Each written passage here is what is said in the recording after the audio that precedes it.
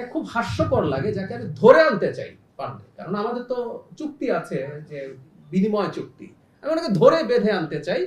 উনি বলছেন আসবে, তো আসুন, আমরা প্রস্তুত আছি। কেউ যদি সংক্ষুব্ধ হন শেখ হাসিনার বক্তব্য প্রচারে বাধা দেয়া ভুল হচ্ছে, তার বক্তব্য প্রচারিত হতে দেওয়া উচিত, কেউ যদি মনে করেন, তিনি কিন্তু আদালতে যেতে পারেন, ওই রায়টাকে চ্যালেঞ্জ করতে পারেন। বাট আনলেস আদালত এরকম একটা রায় দিচ্ছে, এটা মেনে চলা প্রত্যেকটা প্রতিষ্ঠান, প্রত্যেকটা ব্যক্তির জন্য কর্তব্য। এবং সরকারের কাজ হচ্ছে আদালতে যে সিদ্ধান্ত আছে সেটা এক্সিকিউটেড হচ্ছে কিনা। সরকার তো এক্সিকিউটিভ, সেটা ব্যাপারে ব্যবস্থা নেবে। আপনাকে বলার জন্য ধন্যবাদ। আমি এই ব্যাপারে নিশ্চয়ই আমরা আবার একটা সবাইকে স্মরণ করে দেবো। আমি আসবো, উনি বলছেন না সরকার পুরো রাজনৈতিক স্ট্রেসে আছে কিনা। মার্কিন দূত যিনি এসেছেন, তিনি ভারতীয় হাই কমিশনের সাথে দেখা করেছেন। AKS অর্জন করলো গিনেস ওয়ার্ল্ড রেকর্ডস। AKS উনি ফিরে গেছেন এবং খুবই ইন্টারেস্টিংলি তিনি বাংলাদেশ থেকে ভারতে গেছেন সরাসরি, এরকম কথাও দেখলাম কেউ কেউ লেখার চেষ্টা করেছে। আপনারা নিশ্চয়ই জানেন তিনি আসলে ভারতে নিযুক্ত রাষ্ট্রদূত, সাথে ওনার এক্সট্রা দায়িত্ব আছে। তো তিনি এসেছেন, এগুলোকে আমি আসলে খুব অন্য কিছু, অন্যভাবে দেখার কিছু নেই। কার কার সাথে পার্সোনালি দেখা করেছেন আমরা সরকারিভাবে যেহেতু ইনফর্ম নই, সে ব্যাপারে আমি মন্তব্য করছি না। সরকার জিওপলিটিক্যাল কোনো টেনশন বা চাপে নেই। শেখ হাসিনার বক্তৃতার কথা যদি বলেন 5 তারিখে, যেটাকে আপনি উল্লেখ করলেন, ব্যর্থের আস্ফালনের বেশি আমার কিছু মনে হয় না। মানে she wants to be relevant. আমরা এই যে এখনো কিছুটা কথা যে বললাম, আপনাদের নিশ্চয়ই মনে আছে উনি ওই আহ্বান জানিয়েছিলেন, সেই আহ্বান জানিয়েছিলেন পতনের পর। কি হয়েছে? কিচ্ছু হয়নি। মাননীয় স্বরাষ্ট্রমন্ত্রীও গতকাল এই একই জবাব দিয়েছেন যে তাদের সেই সক্ষমতা নেই। আমি আগেও একদিন বলেছি, কিছু মানুষ এখনো ওই দল সমর্থন করে, বিভিন্ন বেনিফিশিয়ারিজ আছে, প্রশাসন থেকে বিভিন্ন জায়গায় বেনিফিশিয়ারিজ আছেন, কিন্তু যে লিস্ট নৈতিক শক্তি লাগে একটা ফাইট করার জন্য, ভাড়াটে কিছু মানুষ দিয়ে আসলে ইচ্ছা হবে না। এই সরকার কোনো জিওপলিটিক্যাল সমস্যায় নেই, বরং আমি বলবো যে সরকার তার সব দিকে সবার সাথে, তার জনগণ এবং রাষ্ট্রের স্বার্থে তার সম্পর্ক তৈরি করছে। যে সরকার একই সাথে আমেরিকার সাথে চুক্তি নিয়ে কথা বলছেন, যেটা ইন্টারিমের সময় হয়েছিল, আমেরিকার সাথে তার যোগাযোগ, তার সম্পর্ক চলা, একই সাথে সে রাশিয়ার সাথে, মানে এটা তো খুবই এক অর্থে সারপ্রাইজিং, সেটা হয়েছে। ইরানের সর্বোচ্চ ধর্মীয় নেতার মৃত্যুতে সেখানকার জেস্টার, ইন্ডিয়ার সাথে, চায়নার সাথে, সব দিকেই।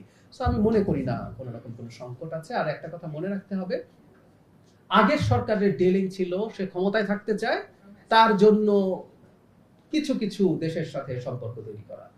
এই সরকারকে ক্ষমতায় থাকা বা দায়িত্বে থাকার জন্য জনগণ ম্যান্ডেট দিয়েছে, বিরাট ম্যান্ডেট দিয়েছে। So he has got the confidence. এখন জনগণের জন্য সে কাজ করছে। আমি কোনো রকম কোনো জিওপলিটিক্যাল সমস্যা আছে বলে মনে করি না। একটা কথা আছে, কতগুলো আইন ভঙ্গ হয়েছে, এগুলো নিয়ে ওই যে বলেছি যে একটা মানুষ যখন এই ধরনের আপরাইজিং হয়, সারা পৃথিবীর হিস্ট্রি আপনি যদি দেখেন, অনেক ক্ষেত্রেই এই ধরনের ঘটনা ঘটেছে। আমরা যদি একদম প্রথম আরব স্প্রিং এর কথা বলি, বেন আলী পালিয়েছিল। তো এই ধরনের প্রবণতা আছে। এখন যারা এই ব্যাপারগুলোর সাথে ছিলেন, এটা আমি এভাবে দেখতে চাই যে এটা আসলে একটা প্যাকেজের পার্ট ছিল। মানে আমরা তো চেয়েছি যে আমরা তার কাছ থেকে মুক্ত হতে।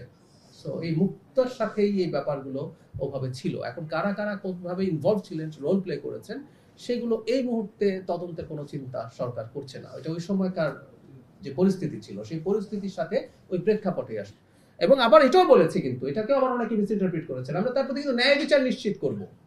দ্যাট মিনস আইনগত যা যা, উনি তো অবশ্যই গ্রেফতার হবেন, উনি মৃত্যুদণ্ডপ্রাপ্ত আসামি। উনি গ্রেফতার হওয়ার পরে ওনার যা যা আইনগত অধিকার, উনি সেটা এক্সারসাইজ করুন, লয়ার আনুন, ফাইট করুন, ডিফেন্ড করুন। এতে আদালত যে রায় দেবে, সেই মৃত্যুদণ্ড বহাল বা ওনাকে খালাস, যাই দিক, আমরা তো যেহেতু আদালতকে মানি, আমরা তো আদালতকে মেনে আদালতে গেছি, আমরা সেটার জন্য মেনে নিতে প্রস্তুত আছি। তিনি ন্যায় বিচার পাবেন, সুতরাং আসুন, আমরা প্রস্তুত আছি। আমরা শেষ প্রশ্ন।